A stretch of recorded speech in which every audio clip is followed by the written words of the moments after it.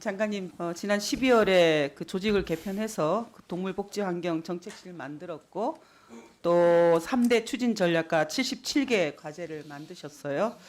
앞으로 조금 더 적극적으로 추진을 부탁을 드리고요. 네. 그런데 이제 조금 몇 가지만 의견을 드리면 농장 동물복지가 좀 부족하지 않나 하는 생각이 좀 들었습니다. 이것을 위해서는 축산농가 지원이 절대적으로 필요하죠. 그죠?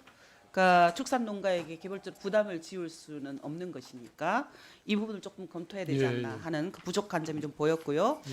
다른 하나는 농림부는 그렇게 준비가 되어 있는데 지자체는 아직도 네, 부족하죠. 그래서 전국 255개 지자체 중에서 동물복지 전담부서가 있는 곳이 광역 11개, 기초 84개, 3분의 1도 안 되는 상황이기 때문에 이 부분도 좀 적극적으로 했으면 좋겠다라는 말씀 드리고 싶고, 그 계속 좀 민감하게 문제가 되기도 하는데 소나 물고기 같은 동물을 이용한 축제, 이 문제에 대한 그 복지 강화 방안 가이드라인들도 좀 빠져 있다라는 생각이 좀 듭니다. 이제는 좀 우리가 바꿔줘야 되니까 농림부에서 조금 더 적극적으로 포괄적으로 좀 점검을 해주셨으면 거는 좋겠고요. 이제 동물 보호에서 제외돼 있거든요. 네, 네. 어떻든 먹는 거. 그걸 가지고 축제를 하는 그런 부분에 있어서 그래도 우리가 지켜야 할 선들, 가이드라인들, 예. 이건 좀 계획을 세워야 되지 않겠는가라는 생각이 좀 들었습니다.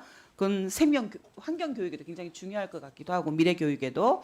다른 하나는 그 공혈견 관련해서 조금 문제를 이야기하고 싶은데요. 아시죠? 공혈견과 혼혈견의 그 차이. 예. 그죠? 네. 아신다고 하시니까 그냥 그 설명에 대해서 넘어가겠습니다. 공혈견 혈액은 그 돈으로 사고 팔리기도 한다라는 것도 아시죠? 공혈견은. 예. 반면에 혼혈견은 병원, 그 반려견들이 병원에서 반려인과 함께 혼혈을 통해서 혈액을 예. 기부하는 방식으로 예, 예. 진행이 되죠.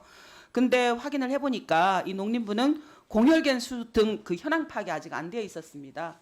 이거 좀 전반적으로 현황 파악을 해서 저희가 입조처에 그 조사를 해보니까 병원에서 보유하고 있는 공혈견이 약 700마리고 민간업체가 보유하고 있는 공혈견이 약 250마리, 공혈묘도 약 40마리 정도 있었어요. 그러니까 이 부분을 조금 이제 농림부에서 적극적으로 관리를 해야 된다고 생각을 하고요. 그 얼마 전에 검역본부가 동물용 의약품 인허가 중에 그 동물 혈액 제제, 품목 허가 등을 위한 가이드라인을 마련을 했더라고요. 그런데 이때 강제로 체열되는 공혈견 혈액의 상업적 이용 문제나 또 열악한 체열 환경 등에 대한 논의는 제대로 되지 않았다라는 것을 확인을 했습니다.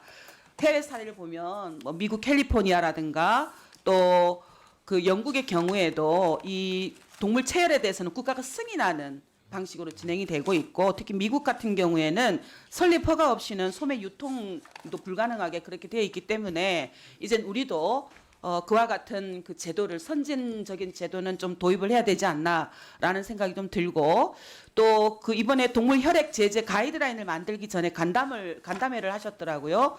근데 공혈견을 대량 가지고 있는 민간업체는 불렀지만 동물 단체들은 뺐잖아요. 그죠?